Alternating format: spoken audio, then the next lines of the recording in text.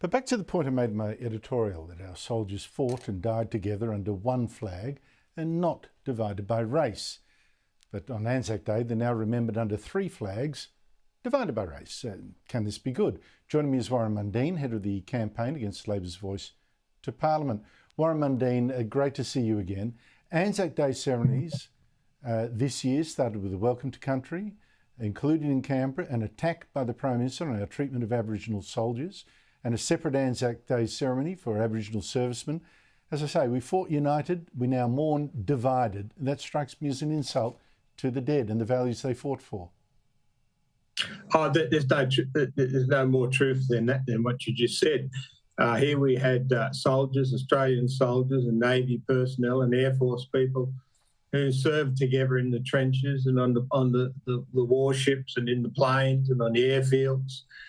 Were mates, and one of the big strong movements after the Second World War was because of that mateship of the people serving together, Aboriginals and non-Aboriginals fighting for Australia, who wanted to be, they wanted to have a beer together and they wanted to celebrate together, but they weren't allowed to do that in that period of time. So what happened was, the 67 referendum campaign started, and it was the military and it was the RSL and people like that who come forward to support Aboriginal soldiers and Navymen and Air Forcemen and that because of their service in the army. And now they all come together in 1967, which was a referendum about equality and that, and getting rid of all the race laws.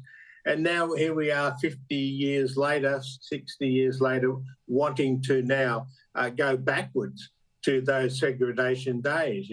There's nothing better than his camaraderie of the soldiers who served in Afghanistan and Iraq and Vietnam and the Confrontase and the Second World War and the Korean War, and going right back in our history, sitting down as mates, seeing no colour, seeing no difference, because they helped save each other and fought together against the enemies of this country. And now, we want them to segregate them again, do we? It's just, it just absolutely stuns me, Warren. I mean, you can't get more united than fighting side by side with people of all sorts of races, all sorts of cultures, in the one thing that unites them, the defence of the country or the advancement of its values. You fight and you die under that altogether. And then here we are, like you say, so many years later, insisting on mourning them separately and then promoting the divisions that service in the army actually wiped out. I mean, seriously. And isn't this the kind of thinking that we're going to get more of with this voice? Oh, there's no doubt about this. This is just crazy. The only colour that was in the Aussie trenches was khaki. They were all wearing the same uniform. They were, we had non-commissioned officers with, Captain Saunders, for instance, and that. We had these incredible Aboriginal and Torres Strait Islander people with all the other Australians that come to Australia as immigrants and refugees and so on, who wanted to defend this country and its values and what it stood for in mateship. What happened to the word mateship? This is what all these military people did. They come back from these wars and those all mates. But they were treated equal. They were treated decently, and I just could not believe that we're going down this stupid, corridor of division of race again. It's the khaki colour. That's what we were fighting for. Look, I just don't get it, Warren. I simply don't get it. It breaks my heart to see what's being done to this country. And, by politicians who don't understand that in such a multinational,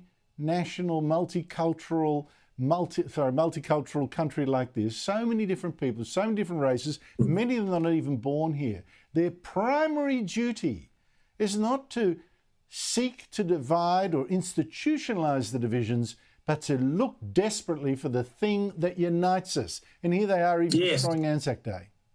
Yes, exactly. This is our most sacred ceremony as a nation, and it's not a celebration of war, it's not a celebration of military, it's a celebration of all those young, brave people who went out there of all different races of all different colours and served this country. In fact, when I looked at some of the Anzac Memorial services today, you've seen soldiers and airmen and that who were Asians and white and black and all the other different colours of the rainbow.